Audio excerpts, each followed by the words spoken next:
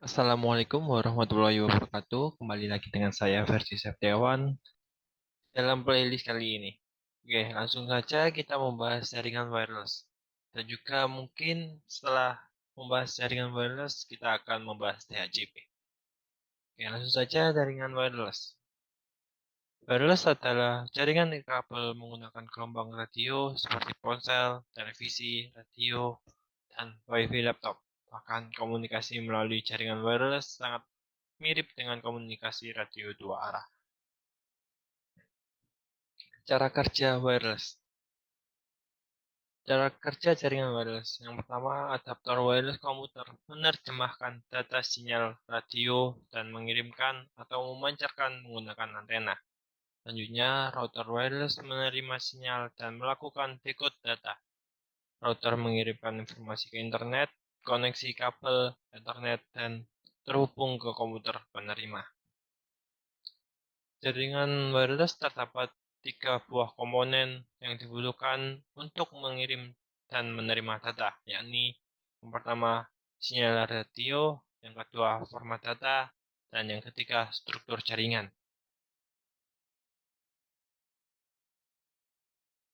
Macam-macam keamanan jaringan wireless. Yang pertama WPA/PSK atau Wi-Fi Protected Access Pre-Shared Key. Yang kedua WEP atau Wireless Equivalent Privacy atau Shared Key. Yang ketiga WPA, Wi-Fi Protected Access. WPA PSK, Wi-Fi Protected Access slash Pre-Shared Key. WPA PSK adalah pengamanan jaringan nirkabel dengan menggunakan metode WPA PSK jika tidak ada autentifikasi server yang digunakan. Dengan demikian, akses point dapat dijalankan dengan mode WPA tanpa menggunakan bantuan komputer lain sebagai server. Yang kedua, WEP Wireless Equivalent Privacy. WEP adalah suatu metode pengamanan jaringan nirkabel disebut juga dengan Shared Key Authentication. Selanjutnya WPA. WPA adalah suatu sistem yang juga dapat menerapkan untuk pengamanan nirkabel. Untuk pengamanan jaringan nirkabel. Metode pengamanan dengan WPA ini diciptakan untuk melengkapi dari sistem yang sebelumnya, yaitu WEP. Frekuensi Wi-Fi. Yang pertama, frekuensi 2.4 GHz. Frekuensi atau sinyal yang sudah lama kita gunakan pada umumnya. Dengan usia yang sudah sangat lama, gelombang ini adalah area batas di mana nyaris semua perangkat wireless memakai frekuensi ini. Contoh umumnya seperti pada perangkat remote control TV, remote control mainan, remote alarm mobil, Bluetooth, dan router Wi-Fi salah satunya. Yang kedua, frekuensi 5 GHz. Frekuensi 5 GHz adalah teknologi yang lebih baru sebagai jawaban terhadap banyaknya pemakaian frekuensi 2.4 GHz. Selain itu, saat ini perangkat yang telah mendukung frekuensi ini masih belum banyak perangkat yang memakai frekuensi 2.4 GHz. Oke, setelah ini kita akan membahas praktikum mengenai jaringan wireless.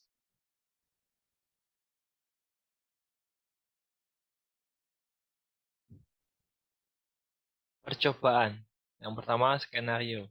Dalam percobaan ini, kita mensimulasikan jaringan wireless bridge dengan menggunakan metode autentifikasi keamanan dan tanpa metode autentifikasi keamanan.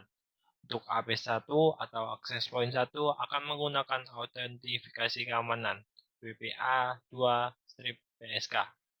Sedangkan untuk AP2 atau access point 2 tanpa autentifikasi keamanan. Sedangkan untuk setting IP-nya masih menggunakan statik. Selanjutnya, langkah percobaan. Buatlah skema jaringan seperti gambar di atas. Oke, langsung saja kita buat skema seperti gambar tersebut.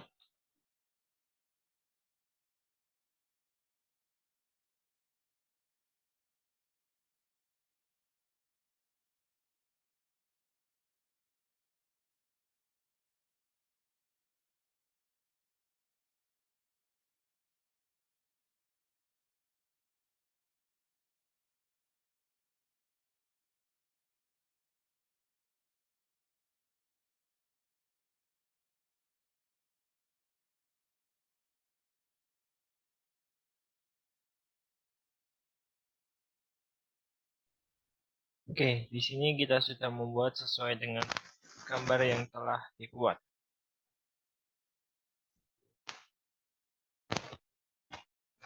Langkah percobaan yang kedua, setting AP1 pada port 1 dengan SSID AP1, channel 1, dan metode autentifikasi keamanan WPA2 CPSK dengan password 123456778.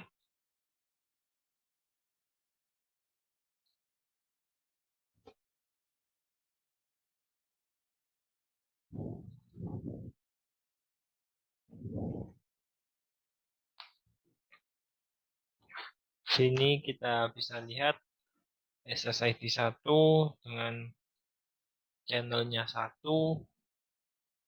Selanjutnya metode keamanan WPA2 PSK dengan password 1234566. On, lang. Oke, sudah selesai. Selanjutnya, setting AP2 pada port 1 dengan SSID AP2 channel 6 tanpa menggunakan metode keamanan. Oke, di sini terlihat menyambung karena masih default, jadi kita ubah, maka kita lihat hasilnya. AP2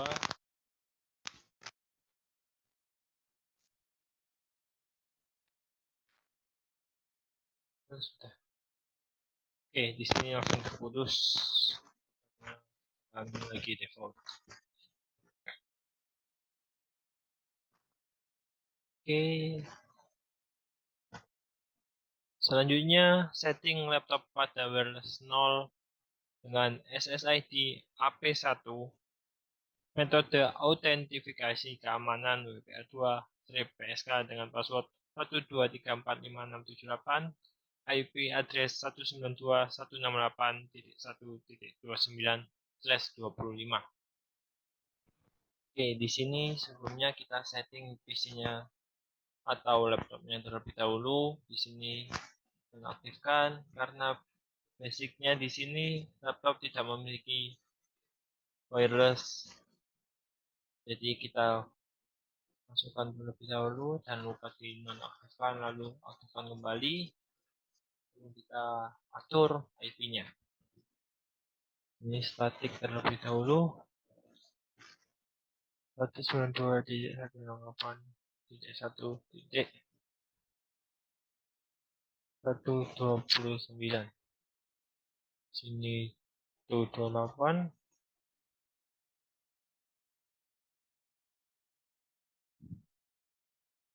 Oke. Selanjutnya kita wireless, kita atur SSID-nya AP1 dengan juga pastinya 128. Ini tadi IP konfigurasinya dan kita lihat terhubung.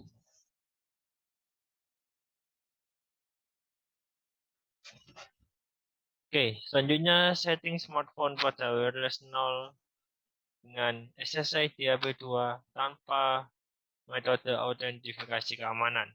IP address-nya 130.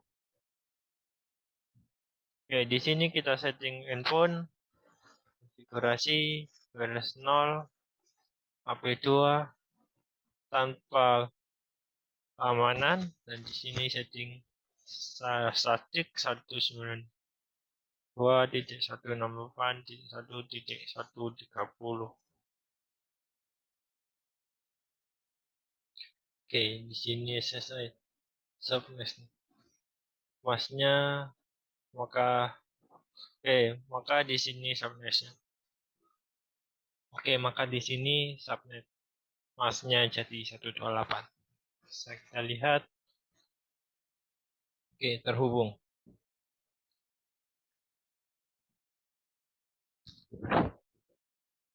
Yang keenam, untuk mengetes bahwa laptop sudah terkoneksi dengan smartphone, silakan jalankan perintah ping dari laptop ke smartphone. Oke, kita jalankan dari laptop ke smartphone, desktop, aplikasi, ping ke handphone. maka IP-nya DJ130. Oke, di sini bisa kita lihat bahwa handphone dan laptop terhubung dalam satu network. Oke, setelah kita selesai dengan praktikum yang pertama, kita lanjutkan ke materi berikutnya, yakni DHCP atau Dynamic Configuration Protocol.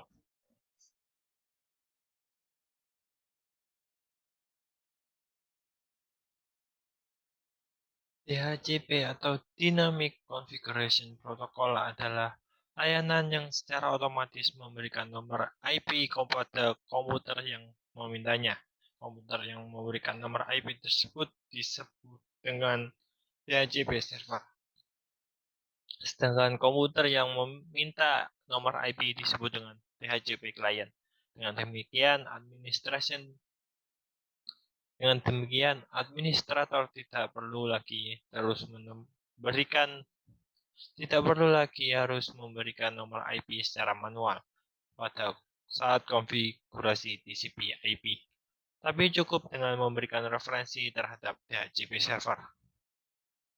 Setelah periode waktu tertentu, maka pemakaian DHCP client tersebut dinyatakan selesai dan klien tidak meminta kembali, maka nomor IP tersebut dikembalikan kepada DHCP server, dan server dapat memberikan nomor IP tersebut kepada klien yang lain atau yang membutuhkan.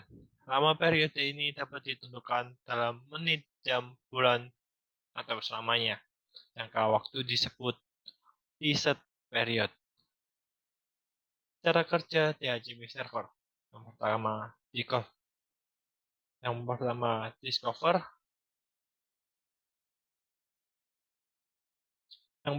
discover. Yang kedua DHCP offer. Yang ketiga DHCP request. Dan yang keempat DHCP acknowledgement. Kelebihan dan kekurangan DHCP. Yang pertama, kelebihan yakni memudahkan dalam mentransfer data kepada PC klien lain atau PC server.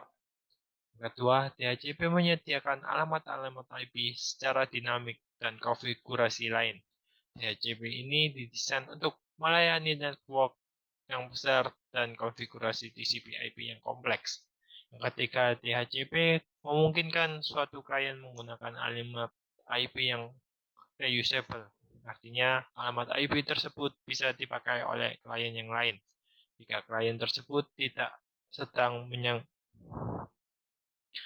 menggunakannya atau off. Keempat, memungkinkan suatu klien menggunakan satu alamat IP untuk jangka waktu tertentu dari server. Dan yang kelima, DHCP akan memberikan satu alamat IP dan parameter-parameter konfigurasi lainnya kepada klien.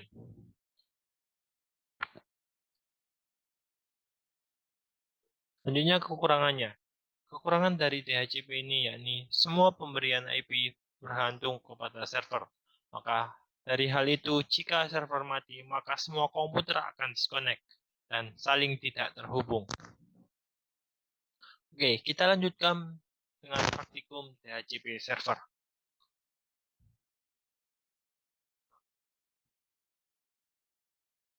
Oke, di sini kita terdapat percobaan melanjutkan dari pembahasan sebelumnya, yakni jaringan wireless. Di sini dapat dilihat sebelumnya sama. Di sini dapat kita lihat bahwa praktikum kali ini sama dengan sebelumnya, tapi ditambah dengan DHCP server. Jadi kita baca terlebih dahulu. Dalam percobaan kali ini kita mensimulasikan DHCP server dan DHCP client di atas jaringan wireless bridge yang telah kita praktikumkan sebelumnya. Yang bertindak sebagai DHCP server adalah PC server, dan yang bertindak sebagai klien adalah laptop dan smartphone. Oke, kita lanjutkan langkah percobaan. Buatlah skema jaringan seperti gambar di atas.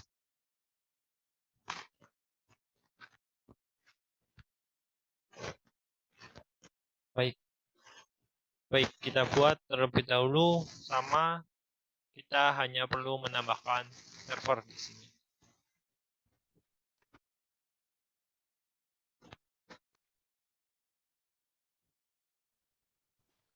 Oke, sebelumnya kita hubungkan terlebih dahulu.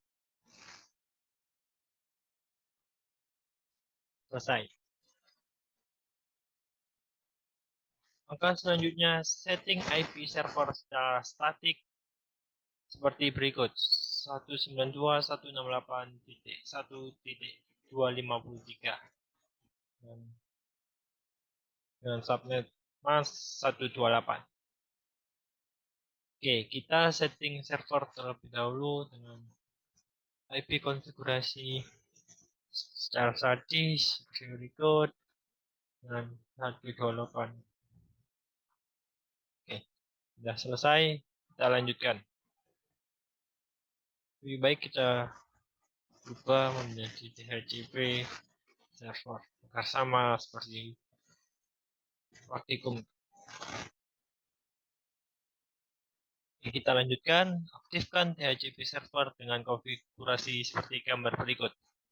Di sini bisa kita lihat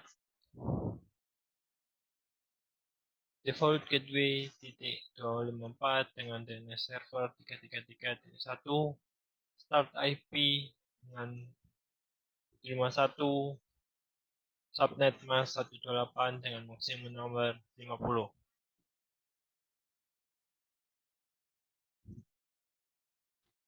Oke, seperti ketentuan sebelumnya kita setting DHCP dari server terlebih dahulu.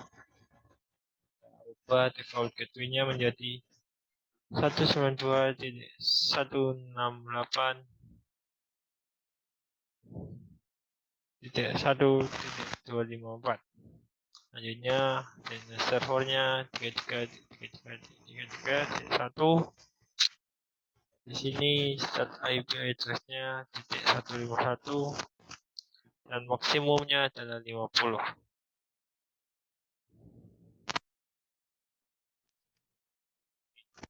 Simpan.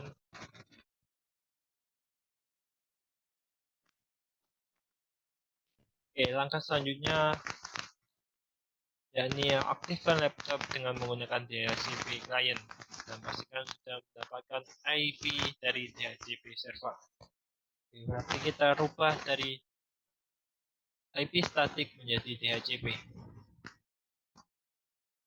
Langsung kita coba di sini config wireless dari statik menjadi DHCP.